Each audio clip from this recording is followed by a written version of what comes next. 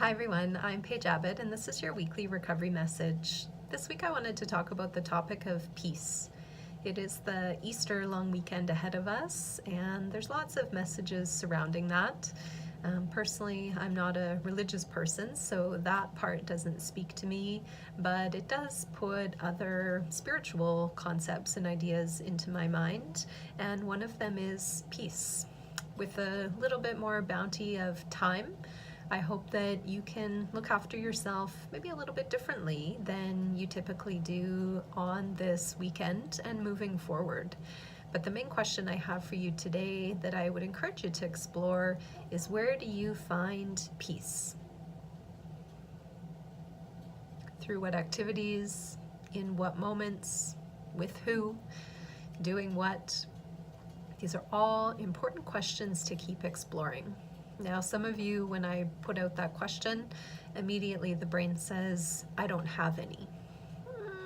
You may feel that way, but I strongly doubt that that's the case. We all have moments where it's quieter and we feel settled. Those moments may be very brief and very fleeting for sure, but we still have them. And it's important to keep trying to connect and identify and nurture those moments of peace. So really starting to look at what context, what circumstances set you up to feel peace. What does it even mean to feel peace?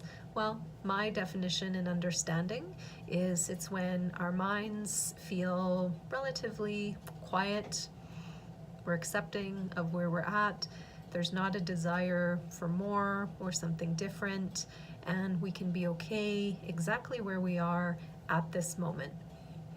If you find peace in nature, if you find peace through a certain activity or with certain people, I'd really encourage you to build those into your healthcare routine regularly if you haven't done so already. If you're struggling to connect with those moments of peace, or even to identify that you have them, I would encourage a daily reflection practice to ask yourself, when did I feel peaceful today? Not did I feel peaceful today, but when. So going with the assumption that there are these moments of quiet and peace, and if you can start identifying and connecting with them, then you can start to look at what were the circumstances and what was the context that supported peace being part of your experience. It's important to have these moments of peace and to recognize them, because life can be so busy, there's a lot of chaos, and if you do struggle with addiction or mental health issues, the internal chaos and stress and lack of peace is definitely noticeable and felt. If you do have any of these conditions, addiction or mental health issues, yes, your brain may say, well, I'm prevented from having these moments of peace. Again, you do have these moments, it just may be a little bit more difficult to push through those internal barriers, that story that says there is no peace, I don't have this experience, to be able to see them and to be able to identify them. You may want to ask other people what they've observed in you, and just engage all of your supports, all of your resources to keep finding that place of inner peace. It's a beautiful place to be, and you won't be there all the time. That's not the aim, that's not the goal.